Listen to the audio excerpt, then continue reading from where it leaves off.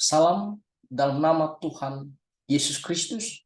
Saudara-saudara, saya ada menemukan sebuah video dari TikTok, dan video ini berisikan di mana ada seseorang yang disebut sebagai pendeta tetapi mengajarkan kesesatan atau menyampaikan ajaran yang bertentangan dari kebenaran firman Tuhan. Awalnya saya meragukan video ini karena saya pikir diedit. Jadi saya memastikannya, pergi cari channel YouTube-nya, dan saya ketemu channel YouTube orang ini, dan saya melihat videonya. Memang benar orang ini mengajarkan kesesatan. Nah, siapakah orang ini? Namanya adalah Stephen Erastus. Jadi kita mau melihat apa kesesatan dari pendeta Stephen Erastus ini, dan kita akan tanggapi berdasarkan ajaran kebenaran firman Tuhan. Nah, ada dua hal yang saya kemukakan atau yang saya beritahu kepada kita mengenai kesesatan dari ajaran Bapak Stephen Erastus berdasarkan video ini.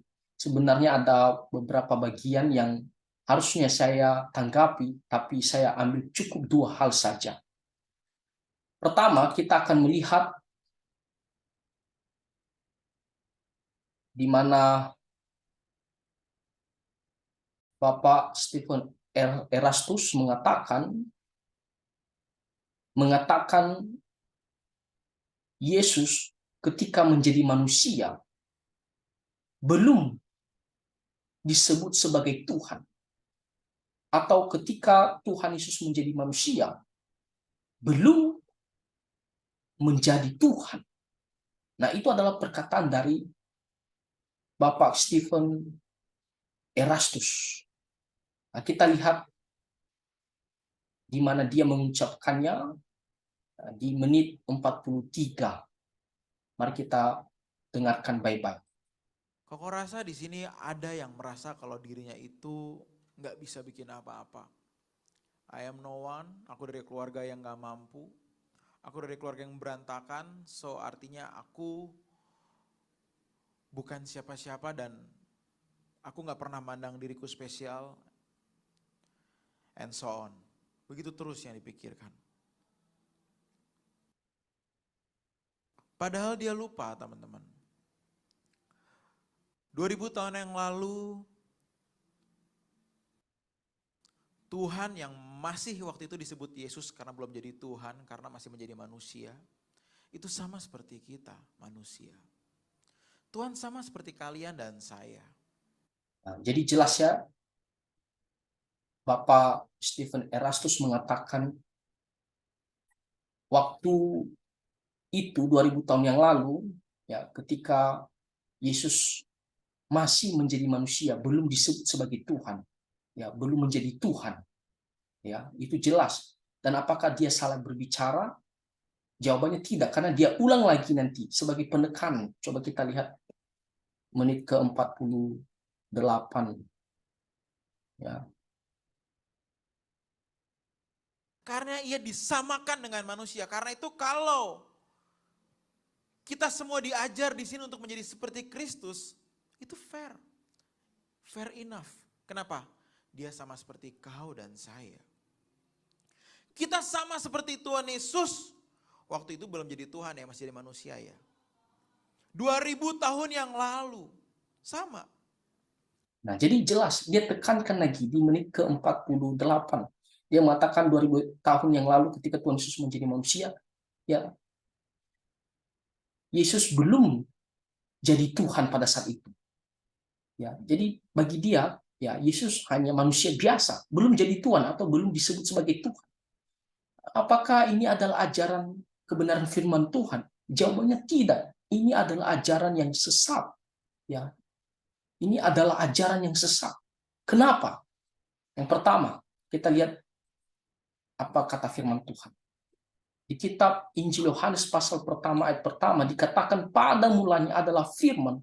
firman itu bersama-sama dengan Allah dan firman itu adalah Allah. Jadi kita tahu dari firman Tuhan mengatakan Tuhan Yesus itu ya disebut sebagai firman, dia bersama-sama dengan Allah Bapa sejak kekekalan.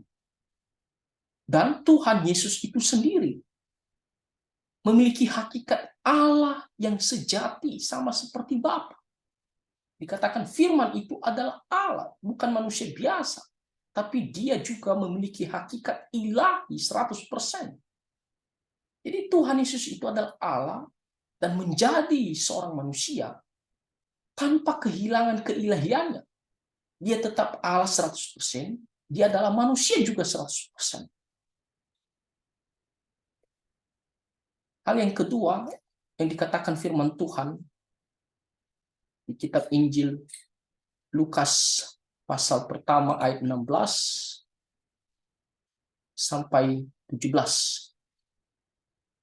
Ia akan membuat banyak orang Israel berbalik kepada Tuhan Allah mereka. Nah, ini berbicara tentang Yohanes Pembaptis yang diutus lebih dahulu untuk mempersiapkan jalan bagi Tuhan Yesus, mempertobatkan banyak orang, membaptis mereka, dan supaya mereka meninggalkan dosa-dosa dan menerima Tuhan Yesus, menyambut kerajaan Allah. Dan di ayat yang ke-17 dikatakan, dan ia akan berjalan mendahului Tuhan. Jadi Yohanes Pembaptis diutus duluan. Kalau kita melihat memang Yohanes Pembaptis lahir duluan, selisih Yohanes Pembaptis dengan Tuhan Yesus itu sekitar 6 bulan. Dan di sini dikatakan Yohanes Pembaptis berjalan mendahului Tuhan. Tuhan itu siapa? Tuhan Yesus. Jadi sudah disebut di sini Tuhan. Waktu Tuhan Yesus menjadi manusia, dia adalah Tuhan. Dikatakan dalam roh dan kuasa Elia untuk membuat hati Bapa berbalik kepada anak-anaknya dan hati orang-orang durhaka kepada pikiran orang-orang benar. Dan dengan demikian menyiapkan bagi Tuhan. Jadi Yohanes Pembaptis menyiapkan bagi Tuhan. Tuhan Yesus disebut sebagai Tuhan. Suatu umat yang layak baginya. Jadi sebelum Tuhan Yesus datang ke dalam dunia, dia adalah Allah, dia adalah Tuhan 100%. Waktu dia menjadi manusia, dalam kandungan dia adalah Allah, dia adalah Tuhan 100%. Waktu dia lahir, dia manusia 100% dan juga Allah Tuhan 100%. Jadi dia tidak kehilangan keilahiannya, dia tidak kehilangan ketuhanannya waktu menjadi manusia. Jadi adalah sesat pernyataan Bapak Stephen Erastus mengatakan ketika Yesus menjadi manusia, pada saat itu dia belum menjadi Tuhan atau belum disebut sebagai Tuhan. Itu adalah ajaran yang sesat. Firman Tuhan mengatakan Yohanes Pembaptis mendahului Tuhan, disebut sebagai Tuhan, dan Tuhan Yesus itu adalah Allah 100%. Nah, itu adalah hal yang pertama. Kita lanjutkan tentang kesesatan hal yang kedua yang disampaikan oleh Bapak Stephen Erastus ini. Di menit ke-51 dia menafsirkan ayat Alkitab salah, menafsirkan Alkitab secara salah dan dia mengatakan bahwa Tuhan Yesus tidak bisa menyelamatkan dirinya sendiri, tidak bisa membangkitkan dirinya sendiri. Nah, ini adalah ajaran kedua yang sesat dari Bapak Stephen Erastus. Dia sudah menafsirkan Alkitab secara salah dan dia mengatakan Tuhan Yesus itu tidak bisa menyelamatkan dirinya, tidak bisa membangkitkan dirinya sendiri. Nah, lihat, kita dengarkan baik-baik. Bahwa aku bisa seperti dia. Nah, itu dia. Ibrani 5 ayat yang ke-7. Di depan ada nih guys. Dalam hidupnya sebagai manusia, ia telah mempersembahkan doa permohonannya dengan ratap tangis. Ini Tuhan Yesus ya. Dia pun mempersembahkan doa, dia berdoa juga. And then dia mempersembahkan doa dan permohonan dengan ratap tangis. Dan keluhan. Ada curhat juga di situ. Ada curhat juga dia sama Bapa di surga. Betapa samanya. Tuhan Yesus seperti kita manusia hari ini. Kepada Dia, siapa Dia? Bapa di surga. Yang sanggup menyelamatkannya dari maut. Yang menyelamatkan Tuhan untuk bangkit di hari ketiga, which is hari ini kita merayakan Paskah, Easter, itu bukan dirinya sendiri guys. Bukan dia tiba-tiba pura-pura mati, disalib dia pura-pura sakit.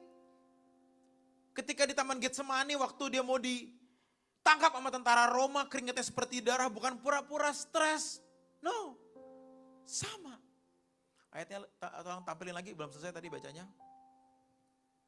Kepada Dia yang sanggup menyelamatkannya dari maut. Hanya Bapa. Dia nggak bisa nyelamatin dirinya sendiri. Nah, jadi jelas ya. Dia pertama menafsirkan secara salah firman Tuhan Ibrani pasal 5 ayat 7.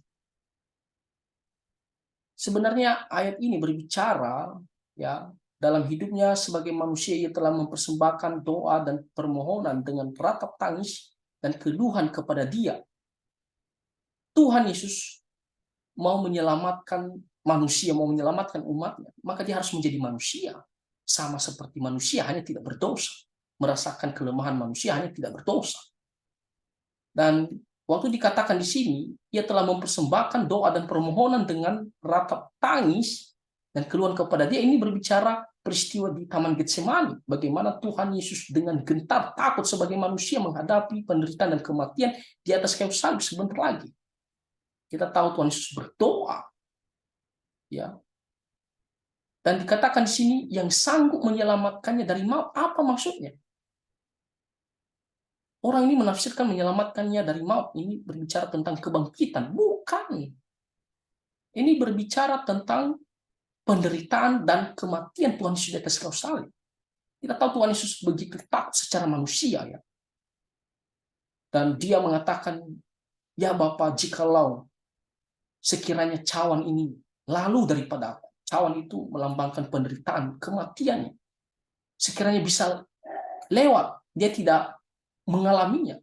Tapi Tuhan Yesus mengatakan, tetapi biarlah kehendakmu yang terjadi. Tuhan Yesus tahu kehendak Bapa adalah supaya Tuhan Yesus mati, dia menderita dan mati untuk menebus dosa manusia. Jadi Tuhan Yesus, ya, dia bisa menyelamatkan dirinya dari penderitaan dan kematian itu kalau dia mau. Bapa juga di sini dikatakan sanggup menyelamatkannya dari maut. Maut di situ adalah penderitaan dan kematian di atas kayu salib. Bapa juga bisa. Tapi bukan itu kehendak Bapa. Dan Tuhan Yesus tahu dan dia melakukan kehendak Bapa, yaitu harus menderita dan mati di atas kayu salib untuk menebus dosa manusia. Jadi maut di sini bukan berbicara tentang kebangkitan, tetapi penderitaan dan kematian di atas kayu salib. Nah, lalu pernyataan yang mengatakan bahwa Tuhan Yesus tidak bisa membangkitkan dirinya sendiri, itu juga adalah sesat, salah. Kenapa? Kalau kita membaca ayat-ayat firman Tuhan, dikatakan pertama, Bapa membangkitkan Tuhan Yesus, itu benar. Lalu yang kedua dikatakan Roh Kudus, ya, juga membangkitkan Tuhan Yesus, itu adalah benar. Yang ketiga, firman Tuhan juga mengatakan Tuhan Yesus bangkit dari antara orang mati. Itu juga benar, Tuhan Yesus bangkit dengan kuasanya. Apa kata firman Tuhan? Ya. Kitab Markus pasal 8 ayatnya yang ke-31. Nah, di sini dikatakan, kemudian mulailah Yesus mengajarkan kepada mereka bahwa anak manusia harus menanggung banyak penderitaan dan ditolak oleh tua-tua, imam-imam kepala dan ahli Taurat, lalu dibunuh dan bangkit sesudah 3 hari. Jadi Tuhan Yesus bangkit, ya, dengan kuasanya. Bagian-bagian firman Tuhan juga mengatakan Tuhan Yesus bangkit kembali. Jadi tiga-tiganya benar. Bapa membangkitkan Tuhan Yesus, Roh Kudus membangkitkan Tuhan Yesus, dan Tuhan Yesus juga bangkit dengan kuasa. Itu benar. Kita melihat bagaimana Allah Tertunggal benar-benar, ya, bekerja sama di dalam keselamatan dan juga dalam hal kebangkitan Tuhan Yesus sebagai tanda kesatuan mereka.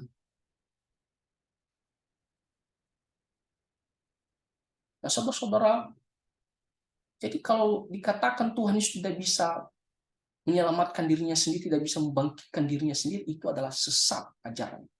Tidak benar. Kita lihat kitab Injil Yohanes pasal 11. Ya, Yohanes pasal 11 ayatnya yang ke-25. Apa kata Tuhan Yesus? Ini Tuhan Yesus sendiri yang mengatakan. Jawab Yesus, akulah kebangkitan dan hidup, barang siapa percaya kepada aku, ia akan hidup walaupun ia sudah mati. Tuhan Yesus sendiri mengatakan, akulah kebangkitan dan hidup.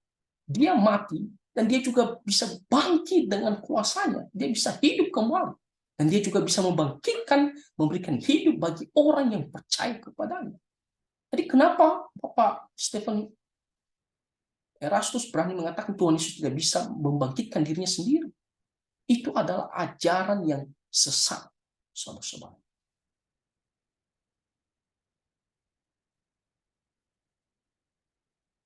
Nah, jadi itulah dua hal kesesatan dari Bapak Stephen Erastus ini. Pertama, dia mengatakan, ya, Yesus waktu menjadi manusia, dia belum disebut sebagai Tuhan, belum menjadi Tuhan. Itu adalah sesat. Yang kedua, yang dikatakannya, ya, bahwa Tuhan Yesus tidak bisa menyelamatkannya dirinya sendiri, tidak bisa membangkitkan dirinya sendiri. Itu juga sesat, ya.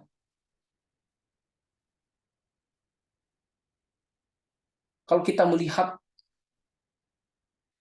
menonton full video dari Bapak Stephen Erastus ini, ya, sebenarnya ada beberapa hal yang harus kita tanggapi, tapi kita tidak usah tanggapi. Ya, salah satunya misalnya dia tidak ada hormatnya kepada Tuhan Yesus. Kita bisa menonton, ya, kita cari videonya dan tonton di menit ke-48 misal. Salah satu itu tidak ada hormatnya kepada Tuhan Yesus. Ya.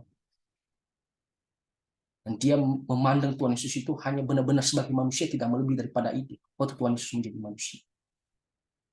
Dia membuat kalimat-kalimat yang tidak ada hormatnya kepada Tuhan Yesus. Ya, menit ke-48 contoh. Nah, jadi saudara-saudara, apa kata Tuhan Yesus? Kalau kita melihat, ya, perkataan Tuhan Yesus, kitab Injil Lukas, ya, pasal 17 ayat 1 sampai 2.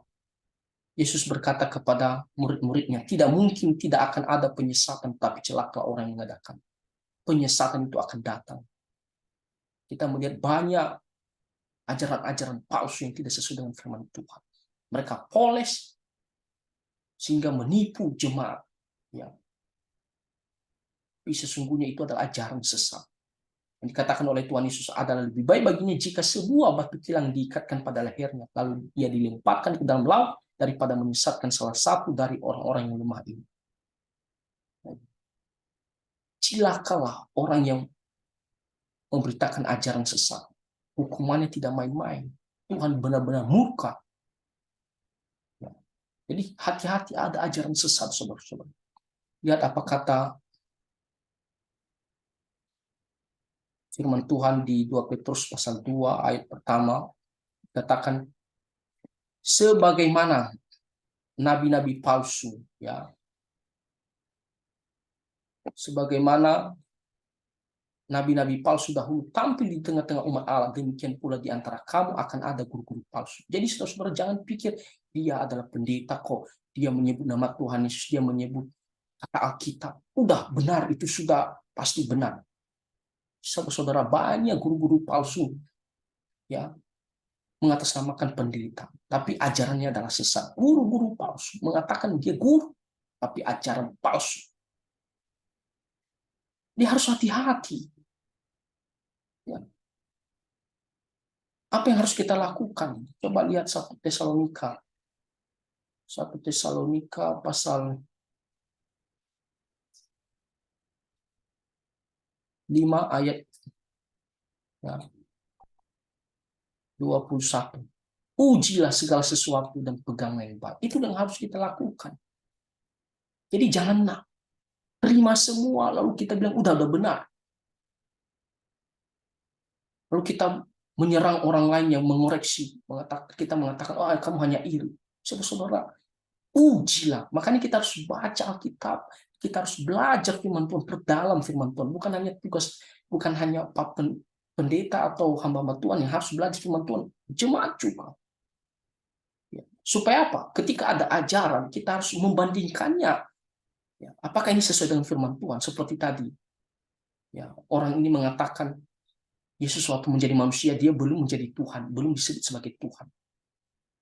Kita lihat apakah ini sesuai dengan firman Tuhan. Oh, ternyata salah, sesat. Kan disebut Tuhan Yesus itu adalah Allah dan dia juga disebut sebagai Tuhan. Ya, bahkan waktu dia menjadi manusia, dia juga adalah Allah, dia adalah Tuhan. Jadi kita bisa bandingkan dan kita tolak. Makanya kita harus uji, jangan kita ya udah terima saja. Kita harus uji, saudara-saudara. Uji. Nah, jadi saudara-saudara, kiranya kita lebih berhati-hati dan kita menolak ajaran-ajaran palsu, ajaran-ajaran yang sesat, yang bertentangan dari ajaran kebenaran firman Tuhan. Ya, sehingga kita tetap memegang kebenaran firman Tuhan dan hidup sesuai dengan kehendak Tuhan untuk kemuliaan nama Tuhan Yesus Kristus. Itu saja, dan Tuhan Yesus Kristus kiranya memberkati kita semua. Amin.